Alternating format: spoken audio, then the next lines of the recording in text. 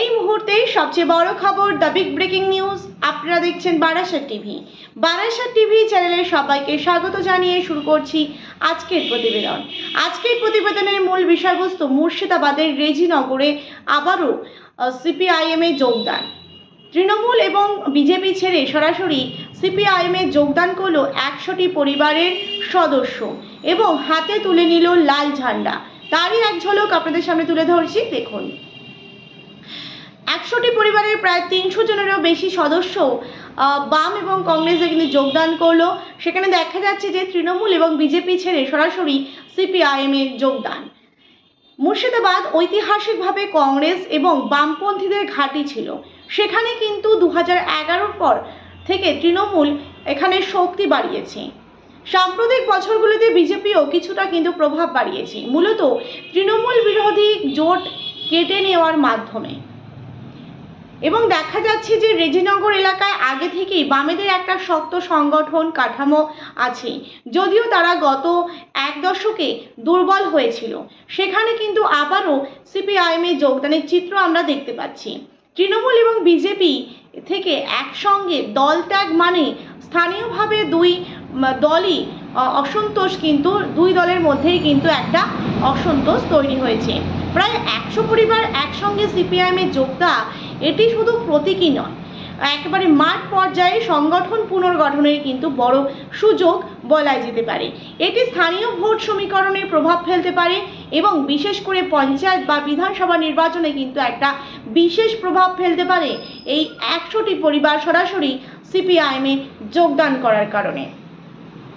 এবং দেখা যাচ্ছে যে সম্ভাব্য যে কারণটি আমরা দেখতে পাচ্ছি, স্থানীয় নেতৃত্বে অসন্তোষ বা গোষ্ঠীদ্বন্দ্ব, উন্নয়নমূলক প্রতিশ্রুতি না পূরণ হওয়া, তাও কিন্তু আমরা দেখেছি।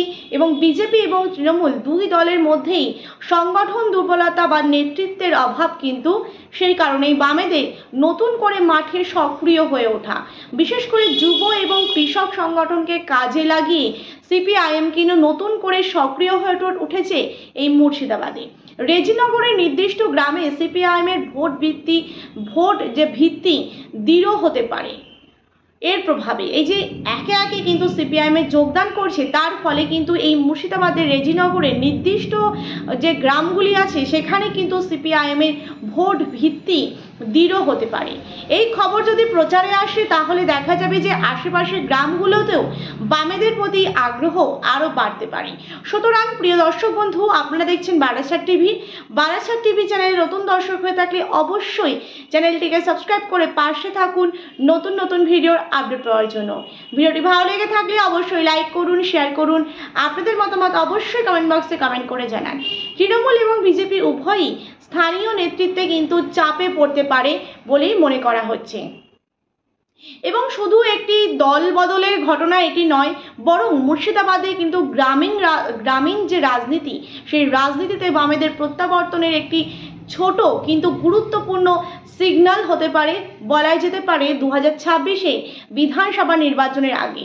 এবং দেখা যাচ্ছে রেজিনগরে যে পূর্ববর্তী ভোটের পরিসংখ্যান, সেখানে কিন্তু আমরা যদি দেখি যে 100 পরিবার যোগদান ভবিষ্যতে কতটা প্রভাব ফেলতে পারে, তাও কিন্তু একটা দেখার বিষয়। প্রিয় দর্শক বন্ধু, এই ছিল আমাদের আজকের প্রতিবেদন। ভিডিওটি ভালো লেগে থাকলে অবশ্যই লাইক করুন, শেয়ার করুন। আপনাদের মতামত অবশ্যই কমেন্ট বক্সে কমেন্ট করে জানান। নতুন দর্শক হয়ে থাকলে চ্যানেলটিকে সাবস্ক্রাইব করতে কিন্তু একদমই ভুলবেন না। আজকের মতন এই পর্যন্ত, ধন্যবাদ সকলকে।